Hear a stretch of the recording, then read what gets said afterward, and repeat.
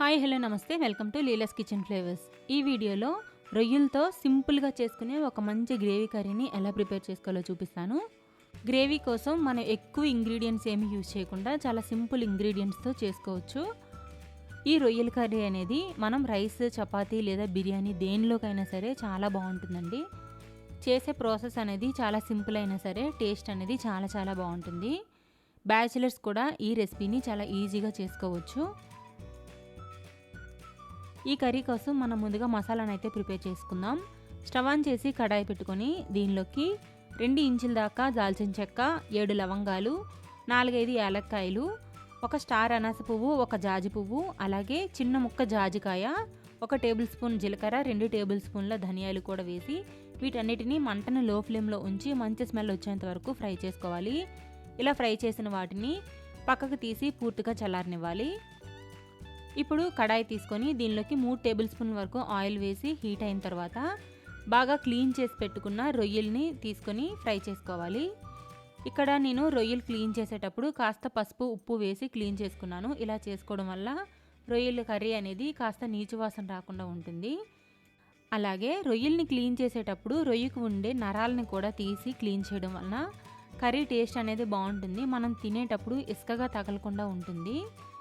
ఇలా రొయ్యల్లోని వాటర్ అంతా ఎగిరిపోయేంత వరకు రొయ్యల్ని ఫ్రై చేసుకోవాలి. అలా అని ఆయిల్ మొత్తం తేలేటట్టు రొయ్యలను ఫ్రై చేసుకోకూడదు. అలా చేయడం వలన రొయ్యలు అనేవి కాస్త గట్టిగా అయిపోతాయి.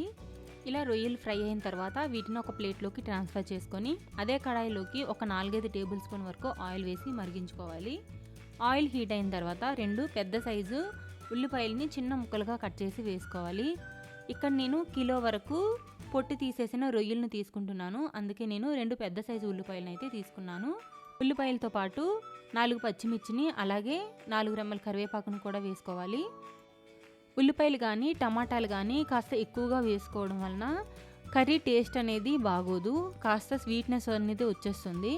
కాబట్టి మనం తీసుకునే రొయ్యల క్వాంటిటీ బట్టి ఉల్లిపాయలని, టమాటాలని తీసుకోవాలి.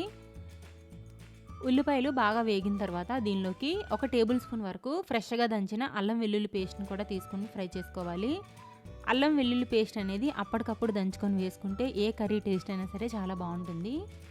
అల్లం వెల్లుల్లి పేస్ట్ బాగా వేగి పచ్చివాసన పోయిన తర్వాత దీనిలోకి 2 టేబుల్ స్పూన్ల వరకు పొడి కారాన్ని తీసుకుంటున్నాను. ఇక్కడ నేను ఇంట్లో వాడే మసాలా కారాన్ని అయితే యూజ్ చేయట్లేదు. మనం ఆల్రెడీ మసాలా పొడి చేసుకునేటప్పుడు దానిలోకి ధనియాలు అలాగే జీలకర్రను కూడా వేసి పొడి చేసాం కాబట్టి పొడి కారం వేసుకుంటే సరిపోతుంది. దీంతోపాటు 1/2 టీ స్పూన్ వరకు పసుపు అలాగే రుచికి సరిపడా సాల్ట్ని కూడా వేసి అంతా ఒకసారి బాగా కలిపిన తర్వాత 3 మీడియం సైజు టమాటాలని ప్యూరీలా చేసుకొని వేసుకోవాలి. టమాటాలని మీరు చిన్న ముక్కలుగా కూడా కట్ చేసి వేసుకోవచ్చు. కాదు మాకు గ్రేవీ కావాలి అనుకుంటే ప్యూరీలా చేసుకొని వేసుకుంటే సరిపోతుంది. టమాటా బాగా ఫ్రై అయిన తర్వాత దీనిలోకి మనం ముందుగా ఫ్రై చేసి పెట్టిన రొయ్యలను కూడా వేసి అంతా కలిసేటట్టు బాగా కలుపుకోవాలి. ఇలా అంతా కలిపిన తర్వాత ఒకసారి మూత పెట్టి మంటని మీడియం ఫ్లేమ్లో ఉంచి 2-3 నిమిషాల వరకు దీన్ని మగ్గించుకోవాలి. 2-3 నిమిషాల తర్వాత మనం ముందుగా రెడీ చేసి పెట్టుకున్న మసాలా పౌడర్ని వేసి అంతా బాగా కలిసేటట్టు ఒకసారి కలుపుకొని మనం గ్రేవీ కన్సిస్టెన్సీకి తగ్గట్టు వాటర్ని కూడా యాడ్ చేసుకోవాలి. వాటర్ యాడ్ చేసుకొని అంతా బాగా కలిసేటట్టు కలుపుకున్న తర్వాత మూత పెట్టి ఒక 10 నిమిషాల పాటు మంటని లో ఫ్లేమ్లో ఉంచి ఉడికించుకుంటే ఎంతో టేస్టీ అయిన రొయ్యల కర్రీ అనేది రెడీ అయిపోయినట్టే.